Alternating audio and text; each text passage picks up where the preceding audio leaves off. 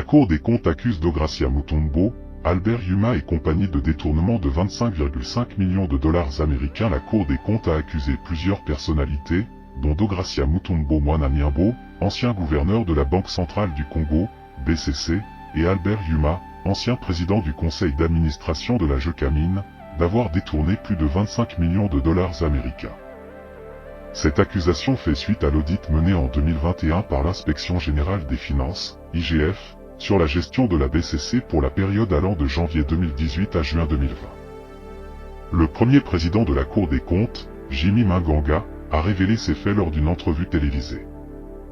En conséquence, ces personnalités ont été traduites devant la Chambre de discipline financière et budgétaire par le procureur général près de cette cour.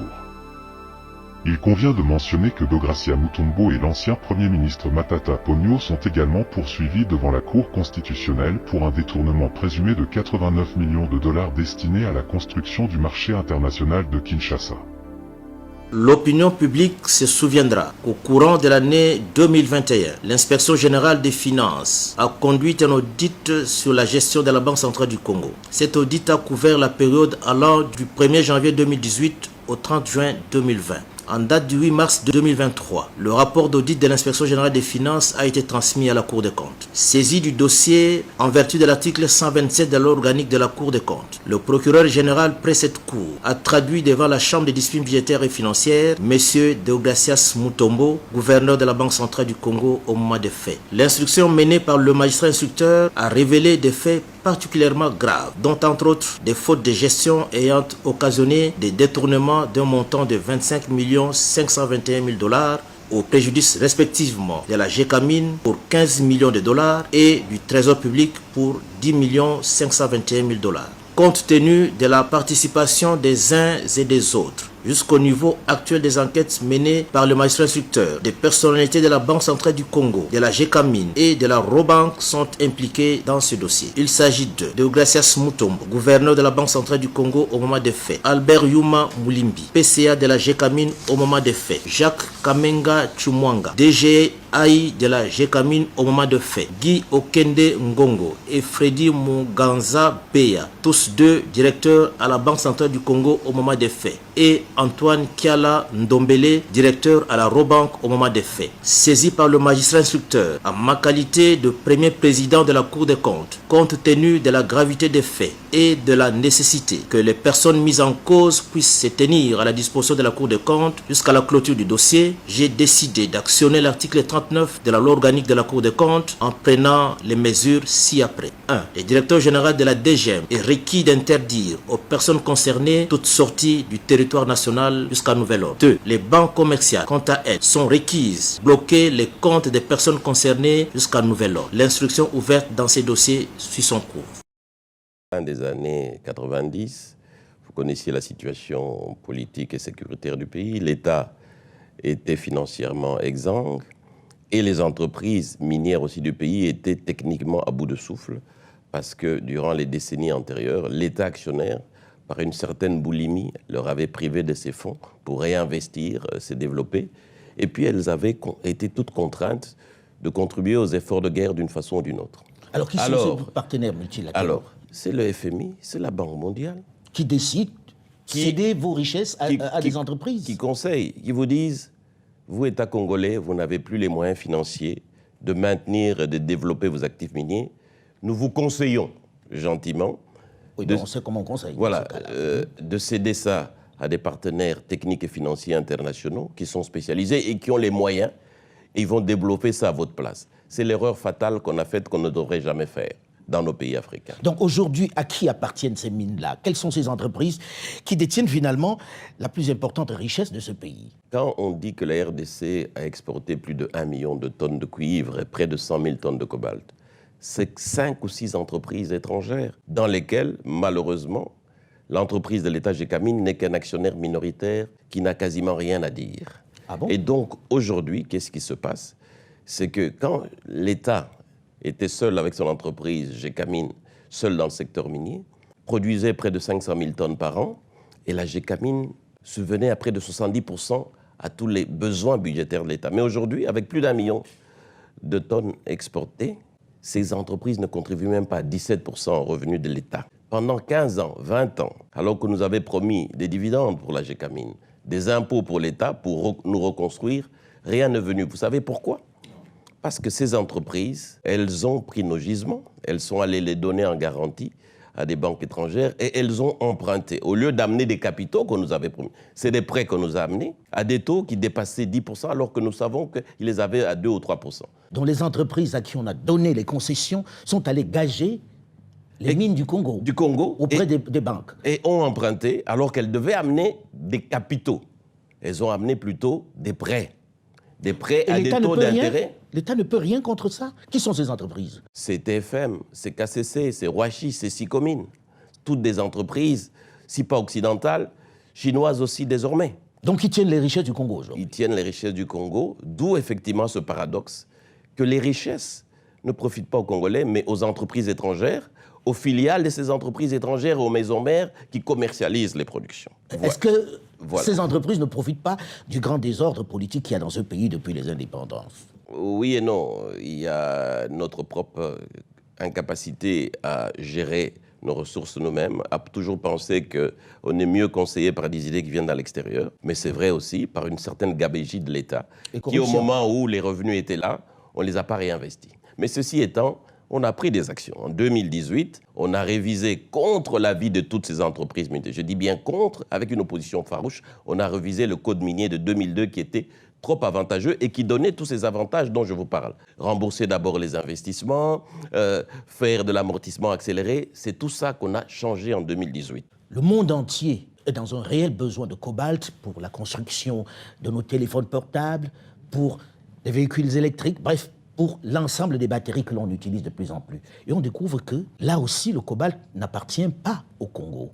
Effectivement, et c'est ça qui me choque, moi. Quand on parle d'exportation de cobalt, on dit ah, le groupe Glencore a exporté autant, le groupe TFM a exporté autant, Sicomine a exporté autant de cobalt, mais on oublie de citer que c'est le cobalt du Congo et les gisements étaient donnés par une entreprise congolaise, Gécamine. Et aujourd'hui, l'année dernière, on a exporté près de 100 000 tonnes. Quels sont les revenus pour l'État congolais? On va nous dire cette année-ci, l'État congolais va bénéficier de plus ou moins 1,3 milliard, mais sur 15 milliards d'exportation, c'est peanuts. Alors, ce que nous avons décidé, puisque selon les conventions, on ne peut pas unilatéralement changer les partenariats industriels, il y a un volet du cobalt que nous pouvons récupérer. C'est ça que le président Tshisekedi a décidé en 2019. Commençons par récupérer ce qu'on peut récupérer sur le cobalt artisanal. Cobalt artisanal qu'on ne vend pas sur le marché, puisque ce cobalt artisanal utilise les enfants pour travailler, utilise les femmes enceintes, et qu'il y a régulièrement des accidents là-bas. Mais c'est à la suite justement d'un accident en 2019, au moment où il était au Haut-Katanga, que le président Tshisekedi a pris la décision de prendre en main la gestion et de mettre des règles dans le cobalt artisanal, qui représente entre 25 et 30% de tout le cobalt produit et donc exporté. Mais ce cobalt-là est exporté de façon illicite. On l'appelle le cobalt du sang. Non, on l'appelle le cobalt sale ou impropre. Parce qu'effectivement, à ce moment-là, et ça a entraîné une mauvaise réputation pour l'État congolais. Il est mort. Et les gens travaillent dans des conditions inacceptables. Et ce qui a été décidé en 2019, sur les orientations du président Tshisekedi données au Premier ministre, de travailler avec la Gécamine et son cabinet pour mettre en place une structure qui va maintenant réglementer l'exploitation du cobalt artisanal avec 3 conditions essentielles.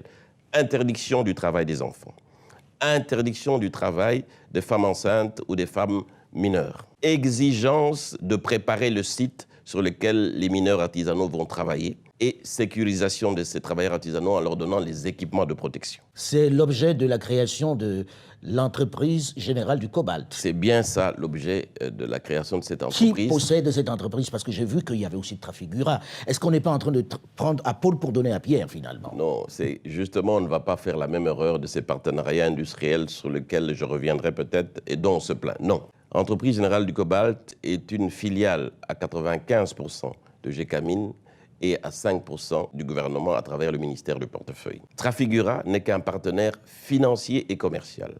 C'est-à-dire que Trafigura nous prête l'argent pour démarrer et structurer les activités et nous le rémunérons pour trouver des clients pour EGC. Mais le vendeur de ce cobalt, ça sera EGC qui décidera parmi les 4 ou L'entreprise 5 générale clients. du cobalt. Voilà. Si Trafigura nous présente 4 ou 5 clients, je dis par exemple Tesla, BMW ou Samsung. Qui fabrique les véhicules Voilà. électriques. Et je sais qu'il dira, je suis d'accord, mais à telle condition. Et le produit de cette exportation reviendra 100% au Congo. C'est ça la grosse différence. Si nous appliquons très bien ce que nous venons de prendre comme mesure sur le cobalt, nous pouvons dégager sur une année 2 à 3 milliards de recettes supplémentaires et on peut faire venir d'autres partenaires pour créer un fonds souverain dès la première année de 5 à 6 milliards. Ce fonds souverain devrait être constitué par une structure indépendante et de personnalités indépendantes avec des projets qui ont été présentés par le gouvernement, dont des projets d'infrastructure, validés par l'Assemblée nationale pour qu'on ait les moyens nous-mêmes de commencer à financer nos projets d'infrastructure avant d'entendre que ce soit les partenaires multilatéraux qui arrivent. Ils ne développeront jamais notre pays et ils ne financeront pas nos infrastructures. Vous êtes élu pour la 6e fois à la tête de la Fédération des entreprises du Congo. 6 fois déjà à la tête de cette structure qui est plutôt particulièrement puissante. On vous voyait partir il y a peu de temps, certains se disaient il était proche de Joseph Kabila, c'était un très très proche de Joseph Kabila. Maintenant que la politique a changé, il va tomber. Vous avez changé de camp, vous vous êtes rapproché de Félix Tshisekedi, vous avez traversé, comme on dit ici au Congo, pour rejoindre le camp de l'Union sacrée. Le camp de la FEC, c'est le camp de l'économie nationale, c'est le camp du développement. C'est ça le seul camp de la FEC. Et la FEC est un partenaire privilégié du gouvernement, parfois critique, parfois même sévère, quand les décisions ne vont pas dans le sens de l'économie de ce pays. La FEC est totalement apolitique. Donc la FEC n'a pas à être à gauche ou à droite. La FEC travaille avec le gouvernement en place, mais à condition qu'on règle les 2 goulots d'étranglement majeurs, la réforme fiscale et la réforme du secteur judiciaire. On a pensé à un certain moment donné que, vu votre proximité avec Joseph Kabila, vous aurez du mal à travailler avec ceux qui arrivent et que peut-être que vous êtes allé à la soupe, comme certains disent. Est-ce que Albert Youma aujourd'hui est à l'Union sacrée? Albert Youma n'est ni à l'Union sacrée ni allé à la soupe quelque part, parce qu'Albert Youma est d'abord un opérateur économique qui a été élu par ses membres. Donc le président de la FEC n'est pas nommé, ni par... Oui, mais on connaît les conditions qu'il y a eu dans les élections cette année. Il y a eu quelqu'un d'autre qui a failli prendre votre place, et puis il y a eu une intervention de la justice pour qu'on vous rétablisse. Ça veut dire qu'il y a quand même des jeux politiques. Non, il n'y a eu aucun jeu politique. Il n'y a eu qu'une seule élection, le 26 novembre, qui avait réélu Albert Youma. Tout le reste, c'était de la mascarade. Et la justice n'a fait que rentrer dans le droit de l'élection qui avait eu lieu le 26 novembre. Dernière question, est-ce qu'avec le désordre politique qui règne dans ce pays, avec cette instabilité, c'est envisageable, ce type de projet, est-ce qu'on n'est pas condamné avec des politiques qui sont très très instables dans ce pays? Je suis déjà très content de la passation pacifique qu'il y a eu en 2018. Vous savez, c'est la première fois dans ce pays qu'un président sortant passe le flambeau à un président entrant. C'est un signal fort que peut-être l'instabilité est terminée en République démocratique. Parce que nous, les hommes d'affaires, on a besoin de paix et de stabilité. Moi, je passe mon temps à faire de l'économie et à dire que c'est ça la priorité des priorités. Je ne cesserai pas de le dire. Mais j'ai confiance qu'on a commencé une première étape. On a une transition pacifique. Les gens comprennent que tout peut se faire autour d'une table dans des négociations. Et je crois à ça. Et j'encourage les politiques à ça.